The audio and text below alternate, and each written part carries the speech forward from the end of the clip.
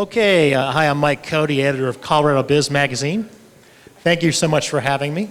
When we saw the top 10 photos of the week earlier, the Simpsons photo caught my eye because all I know about nuclear power is from watching the Simpsons. And one of my favorite episodes or scenes is when Homer Simpson wants to leave his workstation for a while, and he puts his job is to press a button every now and then. So he gets one of those birds, that kind of do that. Of course, the bird eventually stops and the plant blows up. So I am humbled by your presence. Let me introduce the rest of the panel here.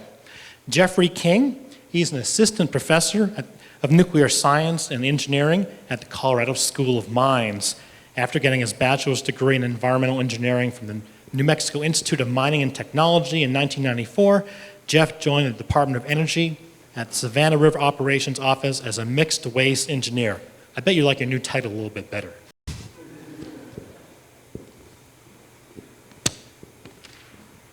Okay, next it's Jerry Peterson. He's a professor of physics at the University of Colorado at Boulder. His research career has taken him into many arenas of nuclear science, based mostly upon beams from particle accelerators. His recent teaching has emphasized spanning the boundaries between science and public affairs. I see even journalism on here. Scary stuff. Very good. And Les Uhaus, he's the president of Liberty International Development. It's a business development and consulting services in the areas of energy and technology services. He has more than 20 years of experience in the nuclear power industry, including that of Navy nuclear reactor operator instructor and client program manager for 7 nuclear utilities. During the break, we were talking about the Seabrook nuclear power plant. I'm from New Hampshire, so I grew up in the 70s. The public utility wanted to build 2 reactors. They ended up building 1. I delivered newspapers back then, and I remember hearing all about the Clamshell Alliance, and there were a lot of protesters back then. And I want to talk about that as one of the risks involved in regenerating, bringing back nuclear power. So I thought for the first half of our questions, we'd talk a little bit about what John talked about his particular technology, and then move into a little bit about nuclear plants in general with the federal money that's going out there now to kind of basically bring back something that's been rather dormant for, a few decades now? Yeah, a little bit over 30 years, I'd say, overall, and having experience with both the small reactors on nuclear submarines as well as the big 1,200 megawatt General Electric reactors. So I've had some experience on both sides. And I'm fascinated by the possibilities of having local power using nuclear energy once again. So I basically have to ask the question of when it comes to controlling and operating power plants, where the staffing will come from and how control is maintained. How do you get training certifications and have the aging nuclear people that in my era that are graying nowadays, where those new resources coming from to operate and be certified to safely operate these plants? Well, quite honestly, we plan on recruiting them from the Navy because there's fantastic training ground. The nuclear Navy in the US, the UK, maybe Russia, depending on some qualification checks, but the operation of our reactor is not going to be any more complicated than operating a small heavy oil turbine, that's generating a similar amount.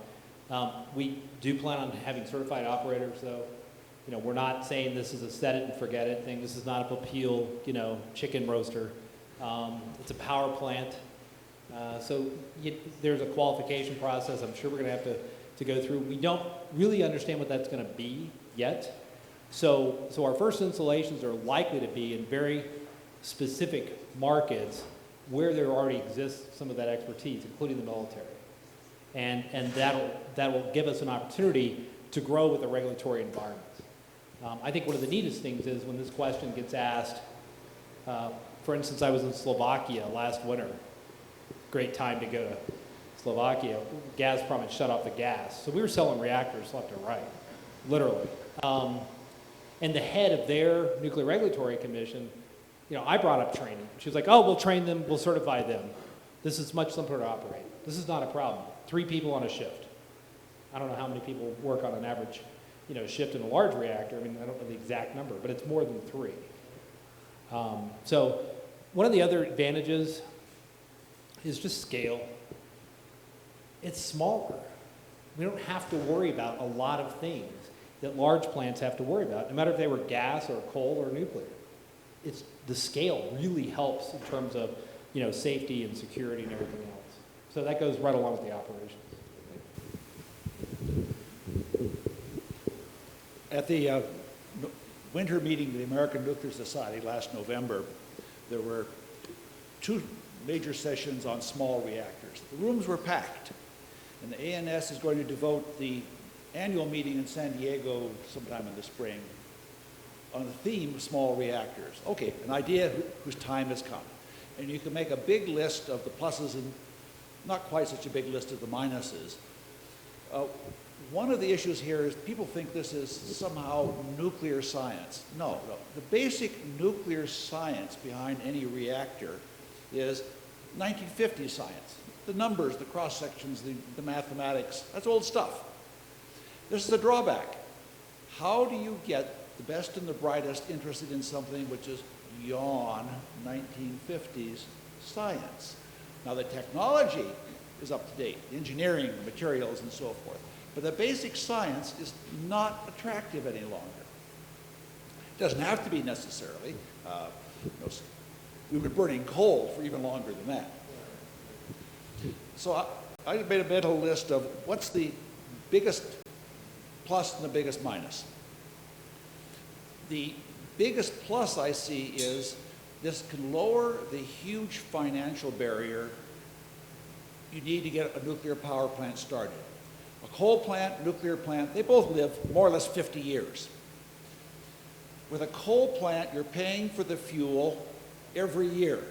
You're selling electricity and you're buying coal. Okay, your cash flow can work out. For a nuclear power plant, just about 90% of your cost is up front. The cost of the fuel is tiny. So you have to have a lot of confidence before you bet the company on that $5, $6, $8 billion up front. That's a barrier for a large power plant. Smaller ones, if you can make them somehow lower that barrier, you're going to attract finance. The biggest negative is it hasn't been done before commercially. No, that's a trite statement, but somebody asked somebody from the Nuclear Regulatory Commission at this meeting I was at, how ready are you to consider licenses? Well, they've spent decades hiring people, bringing in computer programs to process the licenses for 1,000, 1,500 megawatt power plants. They're all ready for that. The guy said he has no idea what he would do if an application for a small reactor came up. And these applications to the NRC, Nuclear Regulatory Commission, are delivered in a U-Haul truck. This is not a small deal. No, I'm a professor.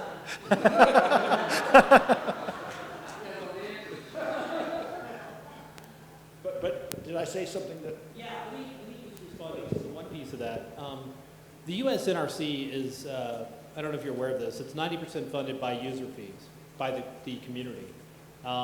There's 104 operating reactors in the US, civilian large-scale reactors. There's a bunch of TRIGAs. There's one here, by the way. Do you know we have a training reactor like down the street here? Pardon me? Yeah, in the Fed Center. Okay. So the NRC has a lot of things to do. When we go around the world and talk to people that want to do nuclear power, they look at small reactors as a stepping stone because they can create the regulatory around small reactors and then grow to big reactors. So that's a real positive for us. The other thing is that I think because they're 90% user fee based, the big companies that run these 104 reactors really control the NRC. They control the workflow because they control their cash. And we've been lobbying Congress to set up a small reactor office that's dedicated just to small reactors. We're not the only guys doing small reactors. We're very unique in our market application, our technology. We're unlike anybody else doing smaller reactors. Because again, it goes back to the water thing that I talked about. We're not trying to replace coal. We're trying to put electricity in new places. So it's a different approach. Then you have the inverse, which are developed countries that are trying to get rid of dirty coal plants, Eastern Europe, India, China. They want small reactors, and they do have their own regulatory regimen, and they will commit the resources to do it because they don't have 104 large reactors and a nuclear medicine practice and a ton of training reactors. I mean, again, it's a scale problem. This is a big country. Remember the passport comment? It takes a while just to get out of the country. So the scale problem works against us in the U.S. And our initial applications in the U.S. are all around the military, some of which is not regulated by the NRC. They have their own regimen. And they've really embraced small terrestrial power plants, of course, because it's more complicated to say it that way, but that's the terminology they use. So I guess I'll take the first moment and say I have to disagree a little bit with Jerry on the not being an exciting technology and that people aren't excited anymore. I've now dealt with 2 nuclear engineering programs. I was at the University of Missouri, Rolla, or Missouri S&T before this. We had far more, in the last 3 to 4 years, we had far more students than we could deal with who'd come in. We see the same thing at Colorado School of Mines. We have more students than we can deal with coming in. We attribute a lot of that actually to not as that it wasn't interesting, but that for a while there, we as a nation were not focused on science and technology or energy. I mean, students didn't think about energy. They didn't, they were going to be lawyers or they were going to be entertainers, lawyers primarily. And so we had lots of students going off to that. Economy crashed, suddenly energy became important, and now people started looking at it, and students, because kids are pretty smart and they can figure out what's important, we're seeing more of them coming into the program. And there are some things about the technology, a lot of the fundamentals do date back from the 50s and 60s. We sort of lost interest in a lot of things in the 70s. You can look at the space program likewise, the same time frame, where we were going gangbusters. We had all sorts of neat technologies, neat programs coming up, and then we made it to the moon, the president changed, and we lost interest in that, and we haven't done anything all that exciting. We've done exciting things in space, but not like we were doing in the 60s and 70s. Nuclear's sort of in some ways the same way. And we now have, because of computers and other things, the ability to do some things that we never really did before in terms of modeling and computation and studying. So I think it's still a very interesting problem. Coming to maybe sort of a lead-in for Grizz or a question, one of the things that I find very interesting about the small reactors is I think we actually have the opportunity to actually let private industry, the entrepreneurs, have a role to play in a way that they didn't with the big reactors.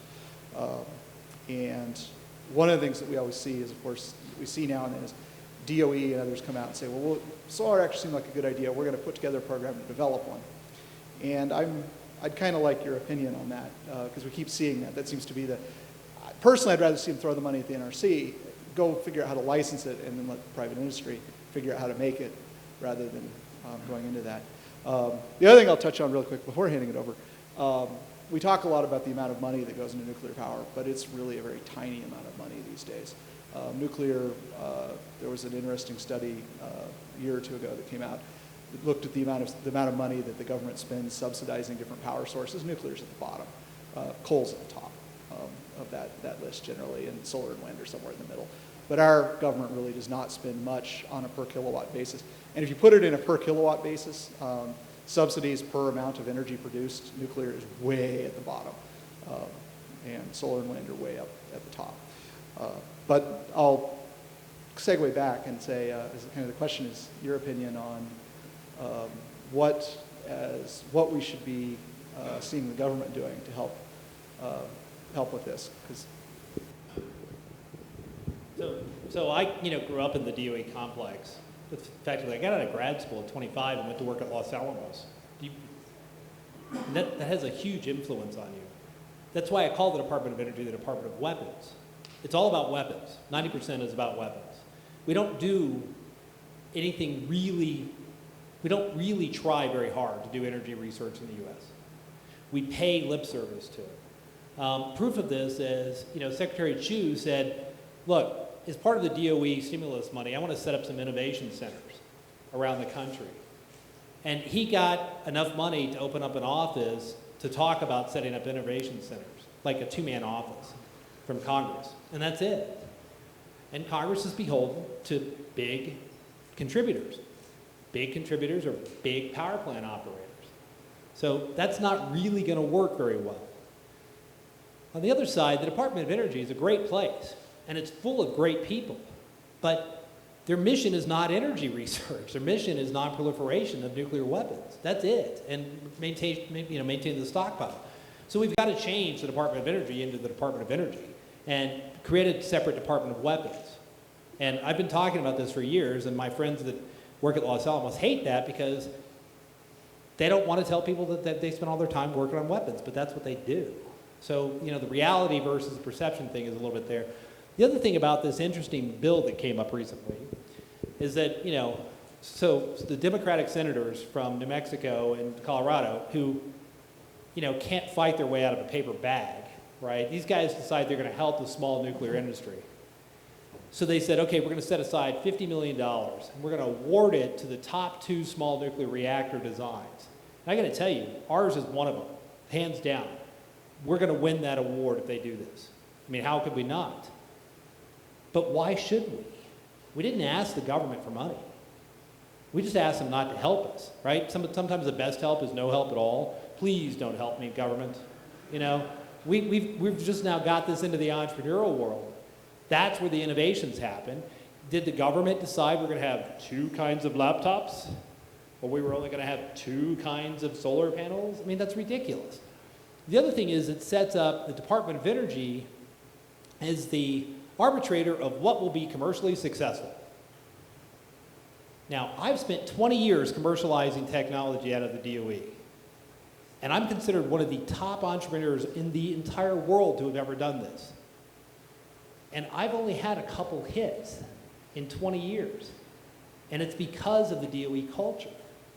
So do you think we should turn over what's going to be successful in the commercial market to the Department of Energy? No, that's not what they do. They're about big science. You want to split atoms, you want to put the biggest accelerator together, you want to do big science, big essential basic problems. That's where their expertise lies. Not, is this laptop better than that one? Or is this reactor going to hit the market better than that one? So that's what I think about this bill. I'm fighting this bill tooth and nail, and I made both senators who used to like me mad because they're Democrats and so am I, and they won't even talk to me now because I've been very vocal about this. But, please don't help, okay? We know what we're doing. We're trained professionals. We're entrepreneurs, okay? We don't need the government to help us. John, what regulatory hurdles do you face as you try to bring this product to market? Which country are we talking about? Because even just exporting it from the U.S., are you going to face any political issues there? We're an international company. We've been an international company since day one. We have a small office in London. We're going to run most of the Atlantic back to the world is around. Anyhow, that way we're going to run out of London. This way we'll run out of here. So what we'll do in the U.S. is very different from a regulatory standpoint in terms of resources available to evaluate our reactors and how we're going to work them and how they're going to be operated by our customers is very different in the U.S. than elsewhere. The science is the same. The safety and security is the same. The politics, the resources applied are way different. The UK government said, please come to the UK. We made an announcement last September. We're going to build a plant. We're going to use a supply chain. My God, that little island just loves us, the little island being the UK, right? I mean, they just love us because we can export from there to other places. Really very easy once we get our design certification done there. We're not going to export reactors out of the U.S. We're just not going to do it. So from the U.S., we can drive there. If there's rail, we'll do it from here. So that's Canada, Mexico, part of Latin America. So you have to put the regulatory framework sort of in the context of what our business plan is. And people think, well, you got to get past the NRC. I don't. We can operate this business and be very successful and never put one of our reactors in the U.S. And the U.S. is, nuclear industry is controlled by the NRC, which is great. And I'm not against the NRC. But that's just for the U.S. You forgot about the other 249 countries out there, that we could put these. And most of them can have their own or do have their own regulatory scheme. So, the regulatory hurdles are the truckload of paper, which is very important and necessary, and it's all the science, and they have these things called probabilistic risk assessments. It's like, okay, Assume on the 300th day of operation that gravity stops working. Okay, what happens to your reactor? I'm not kidding, it's almost that ridiculous. And we're happy to do it because it's got my name on it. So I really am thinking like, somebody asked me earlier, can you use these in space? No, I need gravity. Okay, so maybe the gravity-free day or physics-free day doesn't apply to us in some way. But what if there was an earthquake and then a flood?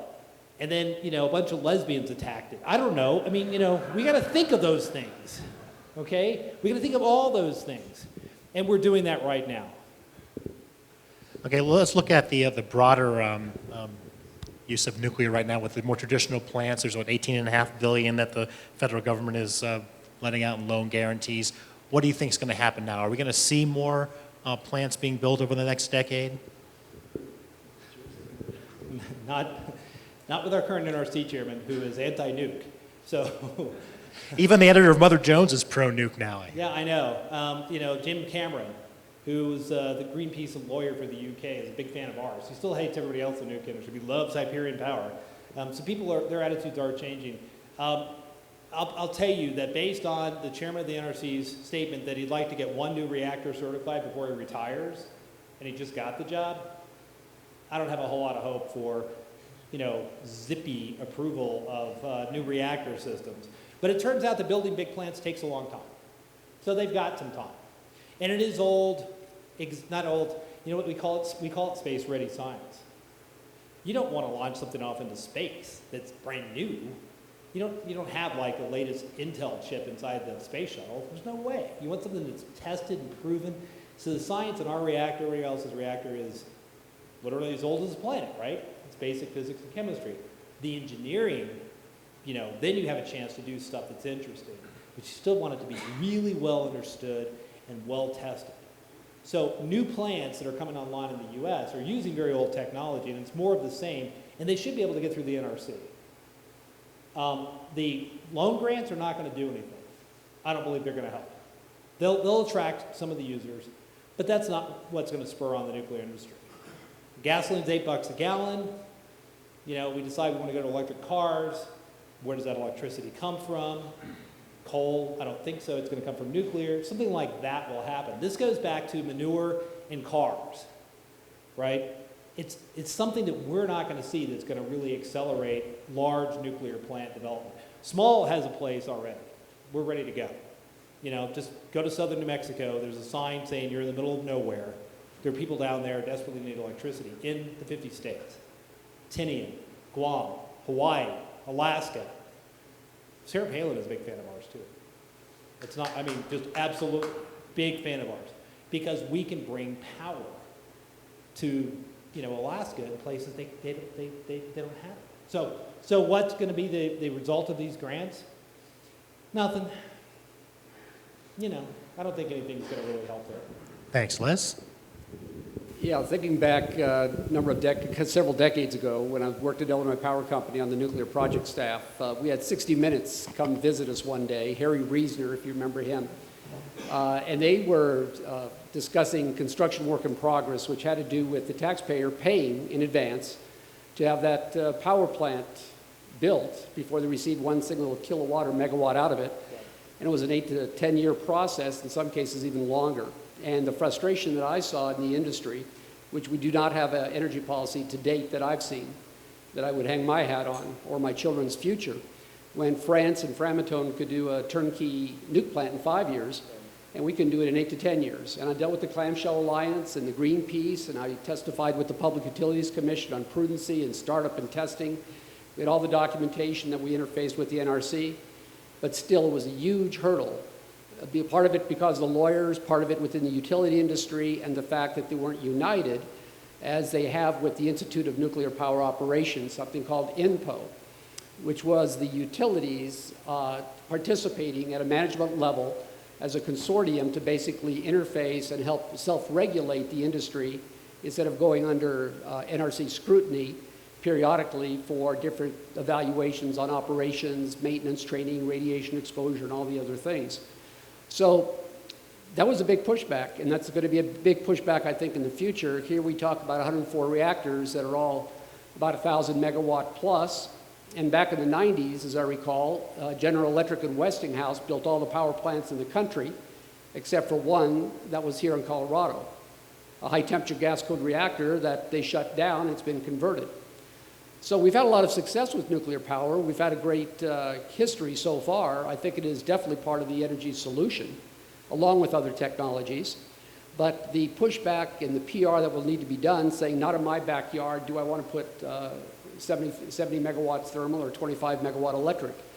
I do believe in distributive power, but what about the media and the acceptance and the other than the military, the industrial consumers, because also one of yours can support about 20,000 homes, which is great. Right. But how do you deal with the pushback from the people to overcome that? We're not seeing a lot of pushback. We're not seeing a lot of pushback. The current polls, which are not done by the Nuclear, Energy Institute. I love it when our own, institute, our own consortium puts out polls. I ignore those, but the real polls show that about 60% of the people in the U.S. want more nuclear energy, and about 72% expect more. Right? Like they don't have an opinion enough, I guess, or they've given up and they've decided it's better than coal. You got to hear this before you leave tonight. If the NRC regulated the 450-odd coal power plants in the U.S., they'd be shut down tomorrow, because coal power plants burn coal, and what's in coal? Uranium, because uranium's everywhere. So you get more exposure to radiation from sitting outside of a coal plant than you ever would from sitting inside of a nuclear plant. These kind of fun facts, I don't know if they help any, but, education couldn't hurt of the public. And the folks that are under 30 don't remember Jane Fonda and Michael Douglas and the China Syndrome and 3 Mile Island. And all. By the way, TMI is a great success story. It performed as expected. Chernobyl, not a great success story, I gotta say, But I'll tell you that Chernobyl killed a lot less people than get killed from wind turbines. This is a stupid fact. About 40 people a year bite the dust from wind turbines in the U.S. They fall off and they get chopped up by the blades. The stupid accidents, worker accidents that happen. If we lost 40 people a year in the nuclear industry in the U.S., they'd shut us down, right? Okay, so it's, there is definitely a double standard there. We're happy to be regulated. We can count every gram of waste ever produced in civilian nuclear plants. You can't say that about anybody else. In fact, I know the head of strategy for a very popular wind turbine plant, a wind turbine company, very popular here in Colorado. And I said, can you account for every pound, 100 pounds, ton of waste?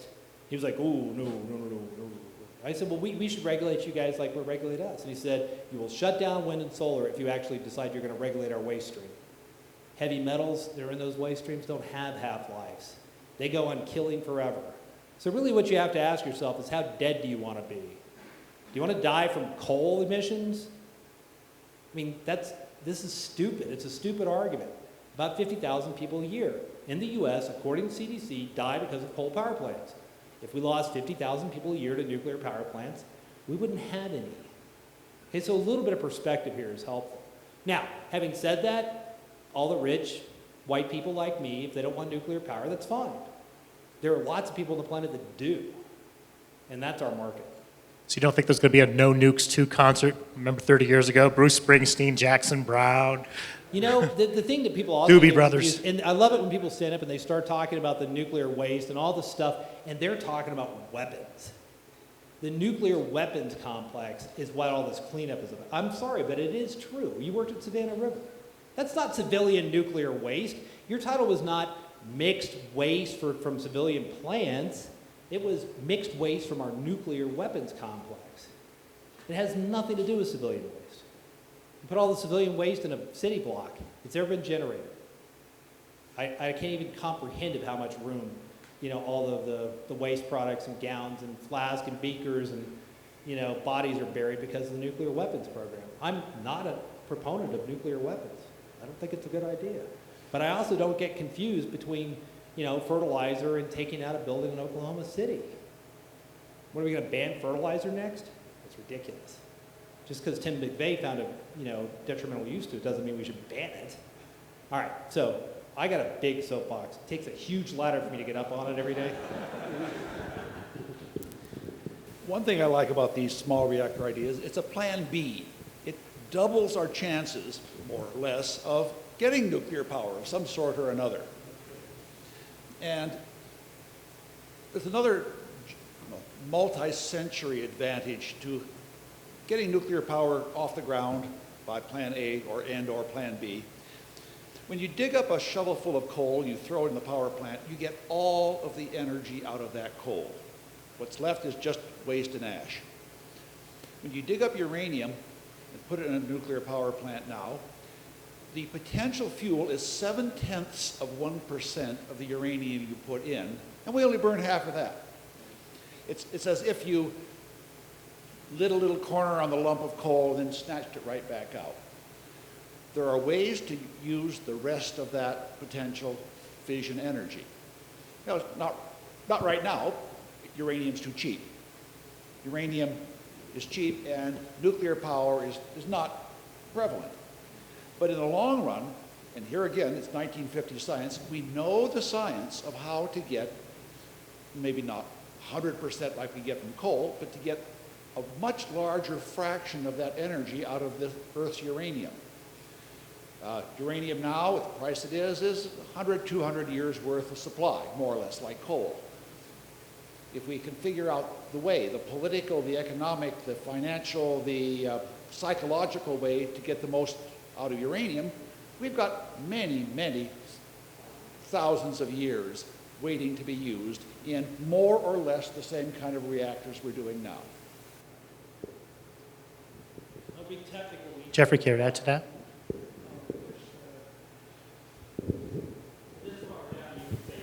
Exactly. okay, Then I'm going that's- to open it up to questions. Okay, yeah, well, okay, so, yeah, and I guess I agree with the small or medium reactors as the second chance. I mentioned it before, where I see the potential being is that our large reactors are large companies. Perception is very government controlled, and they are. And so it's very dependent upon the government and the political process and various other things. What I'm hopeful we'll see as we move towards the small reactors is we begin to look at a different paradigm where we see more private industry, more innovation, an innovation engine that we don't. Innovation in the large nuclear industry takes place very, very slowly. We're still talking about, well, it's a good example. DOE, we had the Generation 4 nuclear program where we were going to go out and we're going to think up all the new nuclear engineering concepts and come up with the new reactors. And DOE went out and spent a lot of money and did a lot of studies and basically came up with, we'll just do what we did 50 years ago. Because we don't want to look at the new stuff because that's challenging. But we know how to make sodium reactors. We built one of those. All those people are still around. They still want to build sodium reactors. And we don't really want to do lead because the Russians did that. So we're not going to study that very much. And then we got these other concepts, but they're kind of scary. We're not going to deal with them. I'm just curious, if the technology is basically there, why is it going to be 3 years before you can put out a product?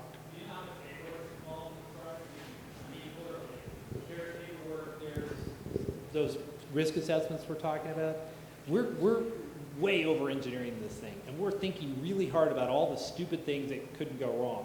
And we don't want to pull a Rumsfeld, right? We want to go to the market with the best possible reactor, not the one we've got today. So I have a plan. I started this thing with I have a plan and the means to execute it. And the plan is already 3 years old, and we're about where we should be. I used to be able to say we were 9 weeks ahead, and then we literally lost 9 weeks over the holidays and changing some of the organization and expanding internationally and stuff. So we're about where we should be. After 3 years, our product development plan is on track almost to the day. That's pretty cool, right? So give me another 3 years, really. It's not that far away. I mean, it really isn't. So I'm going to press a little bit on that question. Let's say I have and I do have a project in Angola. What's it going to take for me to get a reactor in the ground there in, let's say, a year? And Can how you much do that? time? About a year. Yeah, the first problem that I have I was going to ask you what kind of challenge. Angola has signed a treaty with the U.S. to import nuclear technology, and I don't think they have, which means I've got to go through Great Britain, and the International Atomic Energy Authority. And that'll take a year just to like have the right meetings. So, you know, we're looking at 2 or 3 years. But we can do it, and I'd like to do it in Angola. We're working a lot in Africa. And here's my dream thing, right? You sell it to big industry, to the big, you know, mining exploitation companies, Chevron, Shell, and then they have so much extra electricity on their little project site, they can give it away to the workers and make the workers happy and make them less likely to pick up an AK-47 and go after Shell. All right, so see how this is all, it's like Seinfeld, it all evens out, right? So wouldn't that be cool? But we could do something, we'd love to do something in Angola. Talk to any of us. There's 3 guys over here and me. I had a talk a couple of years ago with the chancellor of the Polytechnic University in Namibia, wasn't quite Angola. And they do not have an NRC. Right, we'll have to do something international. So there needs to be a standardized set of rules and procedures and laws, and the International Atomic Energy Agency has a draft of these, so that any nation can pick these up, install them, and have a regulatory, a licensing, a manpower system, because they're not even to the stage of knowing what the questions are. Right. But another example there is the United Arab Emirates just signed a contract with South Korea for 4 reactors. 2 years ago, the Emirates published their regulatory system. They had it in place, and 2 years later, they were ready to place an order. One of the things that we found in order to help eliminate, see, if you get outside the U.S., things just either get Wild West crazy, or there's some predictability, like in South Korea, Japan, the UK, Canada. And when I mean Wild West crazy, I mean that they're indigenous system. The IEA can help. We've been asked this question so many times that we're actually setting up a consulting, I know this sounds horrible, we're setting up a consulting business to help people figure out the regulatory side, because we'll sell more reactors that way. And Lady Barbara Judge, who's the head of the UK Atomic Energy Authority, is also the chairman of our company. There's this weird thing in the UK where if you're a non-executive chairman, you work like a day a week, you can do anything you want, right? Because it's somewhat of a title, right? So she's, going to be working on that. She worked on the UAE, regulatory process, and she's well known for that political side. That's a whole separate business for us, because, and it is easier to start with small reactors than big ones. The UAE is going to do both in traditional. Let's see how many billions of dollars we can spend, which is sort of the way that that's the mindset over there. I was thinking back about 2 years ago, and I got a call from a company out of Virginia, and they asked me if I'd go sell reactors in China. They said they want to build 25 nuke reactors. They're putting up coal plants every week, basically. So they know that energy is their key. That's the next step, whether it's China or India or part of the BRIC nations, Brazil, Russia, India, China, that energy is a key factor. And they know that the pollution is a problem in China. We do have a contract in China for, quote, clean coal technology that was signed for $240 million. It'll be about an $8 billion deal when it's done. We also met with a Polish delegation with Karl Dakin and a few others here in the room, I believe, and they're 94% coal in Poland, and they export into the EU. And they're going to build a new plant on the Baltic Sea. So coal is out there, uranium is out there. The solution, I still think, is a combination of those. One of the frustrations I had when I was in nuclear operations, I would come back to Denver and visit went to Aurora Central High School, and I'd do some teaching at the science and math classes there to introduce kids to nuke energy and its environment and radiation. It's all around you, and cosmic radiation, living in Colorado, all those things. So I figured part of the problem is education and educational awareness, because most people had no idea what a chain reaction is, what radiation meant. Greenpeace didn't know, Clamshell Alliance didn't know, sorry. But quite often, when we were going into these hearings or to testify on prudency for the test programs that needed to be done, good point, we had test procedures for safety-related systems that were 2,000 pages long that we had to get approved by the NRC when I worked with the nuclear test section. It's a paper nightmare. We said, which way's more, the paper to build it or the plan itself? And the other problem is the ignorance of the media. When they showed TMI, and during TMI, 3 Mile Island, I worked for Illinois Power Company. And we would get things called license event reports, LERs. We saw and heard things that the general public did not hear or know. So we found it was a matter of training awareness. And that's why I go back to training operations, certification, accreditation of training programs, things of that nature. There's almost an infrastructure that will have to be built to be able to move forward with the small reactors, which I am totally in favor of. But the other hurdle is the education of our students. So I'm working with a company actually in Texas right now to help introduce kids to that periodic table that was up there, that all of you probably saw at chemistry class, but we're trying to do it in 3rd, 4th, and 5th grade to get kids turned on like Mr. Wizard turned us on back in the 1960s. If you know who they are, and I think most people here probably would remember the Saturday morning program. So a lot of it is just fear and ignorance, and that's the frustration. It goes back to the acceptance and having to build a whole infrastructure to support your needs for acceptance testing, pre-operational testing, compliance, QA, certification of suppliers, to make that leap back into the nuke industry in a large way to support 4,000 plus plants when we only have 104 of the big boys now. So there are a lot of challenges. I guess the other thing, segueing off of this a little bit, is we've got all this infrastructure, and you mentioned the UAE project, and I think the really telling thing is that they didn't hire the U.S. They hired South Korea. That's $4 billion, and we're seeing that. I mean, seeing that in a lot of others. It's one of the things that really worries me is that the United States is kind of dragging its feet on the whole nuclear question. Other parts of the world aren't. France certainly didn't ever, but you know, Britain has come back in. Britain has come back in the last 4 to 5 years into the nuclear arena, and they are the world leaders in graphite now. We've talked about that. It's not really related to this reactor, but there's some other reactor concepts out there that use graphite. They are way ahead of us in terms of what they know and what they can do. We're trying to catch up. We're seeing, you see South Korea picking up, multi-billion-dollar contract for a technology that we invented here. That is, I'm worried we're not going to have control over it much longer from an intellectual standpoint, and we're not going to be the leaders much longer. The other thing I see is in the nuclear engineering realm is we use a lot of computer codes. When I came into nuclear engineering 6, 8 years ago, all the computer codes were American codes. Nowadays, there's a whole lot of codes developed in a whole lot of other countries that are competitive that we're starting to look at and go, yeah, maybe we ought to use this. This is a little better than what we've got here. And that worries me a little bit, that we're seeing this, we're losing our competitiveness. Well, one comment on that South Korea contract is there was a couple things that happened. The president of South Korea flew there the day before they made the decision. Now, there was no need for President Obama to fly to the UAE because there was no American companies on the short list. Because there are really no American large reactor builders anymore. I don't know if you knew that.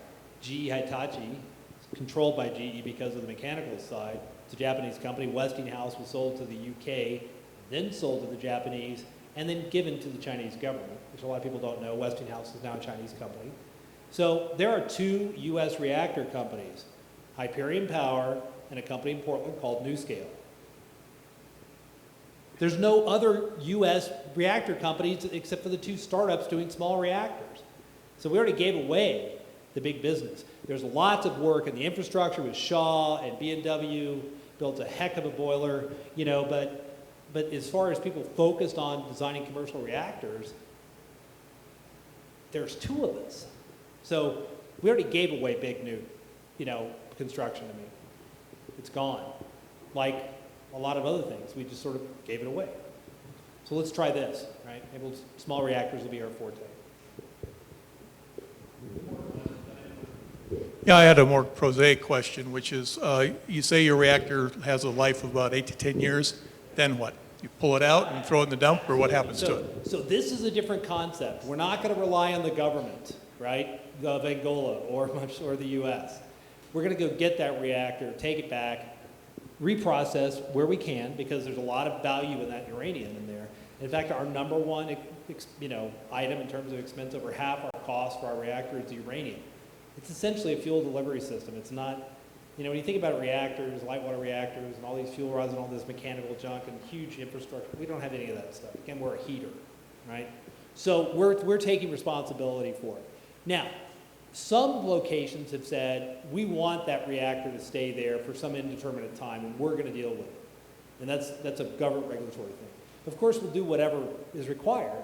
These are, you know, countries that make their own rules. I'm not going to tell them they have to give us the reactor back. And we're not going to sell to countries that are sketchy, to be honest with you. You know, there's got to be something there. Somebody's got to take responsibility for it. There are a lot of safety things. There's a lot of built-in security. And if you got yourself your hands on one of our reactors and managed to open it up, you couldn't do anything with it. You couldn't build a bomb with it. There are there are lots of reasons from a chemical standpoint, not the least of which is that, you know, every guy that tried to open the reactor would melt. But, you know, that's a safety, it's a built-in safety feature. I'm not kidding, you know. There's lots of things that you could, you know, try to steal that if you stole and you opened it up, you'd cause yourself harm. So, again, it gets back to how dead do you want to be. So our built-in safety and security features mean that we get to control the flow of reactors. And quite honestly, we want to do that. Because this really wasn't about nuclear reactors to start with. It was about cleaning water. Hi, I wanted to find out what your sense was of the big gas, oil, and coal lobbies in D.C. that are dictating this debate. They're really big and evil. I mean, Yeah. beyond that, Google became evil. Remember Google's model? Do no evil. Oh, come on, they're evil now, all right? Just because they're big. Our philosophy is to ignore those guys because I can't do anything about them anyhow. Yeah, they don't ignore them, but again, think about where they are in sort of the stratosphere. We like to think that we're so small they won't notice us. Having said that, we know that people want to replace existing coal plants with small modular, small and medium reactors. So we're going to butt heads with them. They have more money than, you know, we'll spend. They spend every year more money in lobbying than we'll spend developing our reactor and getting it to market. So I can't really do anything about them. When we go, we talk about, you know, where we came from, what we're trying to do. We're an American company. We're trying to solve, you know, one little sliver of the whole global energy thing. We kind of don't matter to them, at least right now. I'd like to think we'll matter someday to them. But I really we don't have a strategy because I'm not sure it would do any good right now. But they're still big and evil. And I can say that because they don't even know who I am, right? So, yeah. You know, when we're talking about coal plants and fly ash and some of the waste processes, something I'm spending a lot of time looking at right now are what to do with the waste. And in the fly ash area, we're looking at converting that into geopolymers. So there's many secondary markets that we can get into. We'd like to eliminate concrete using geopolymers, stainless steel, and other material sciences that are emerging at a very fast rate right now. So it's part of the overall solution and it's part of the energy cycle. One person's waste, we're going to recycle landfills, extract minerals, gold, silver, platinum, rubidium, many different things, and also convert a lot of that into energy as well. So it's a multitude of energy solutions, but not that I cut my teeth on it when I was 17, but it always made sense then, it still makes sense now. The infrastructure, the control, compliance, QA, QC, and all of the other things that go with it will be the biggest challenge I see. And then maybe even the ongoing training required and get the number of people required to support ongoing operations as a licensed or a certified operator and the management staff. If you put up a wind turbine, the wind is blowing just right about a third of the time. Put a solar plant and there's no clouds, half the time. A coal plant is producing its designed electricity about 80% of the time. Nuclear plants now are, in this country, hitting 90% of their maximum full-time operation. They have to shut down a little bit for refueling and maintenance, but 90% of the time they're making electricity at the maximum rate. It is said that the owners of those reactors are making $1 million a day because that long ago big financial barrier has finally been paid off, And now they're making money. This is why they can afford to start thinking about new ones.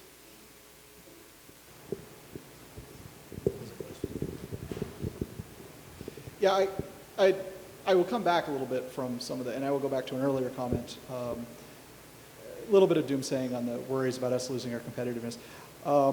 My view is perhaps a little less pessimistic than Grizz is on whether or not we're going to build. I think we're going to see, I'd like to see us, build lots of nuclear plants. I think we're going to build a few big ones in the next probably 10 to 15 years. I think I've been watching for 3 to 5 now, and it's an interesting game in the industry. No one wants to be first. They all want to be second.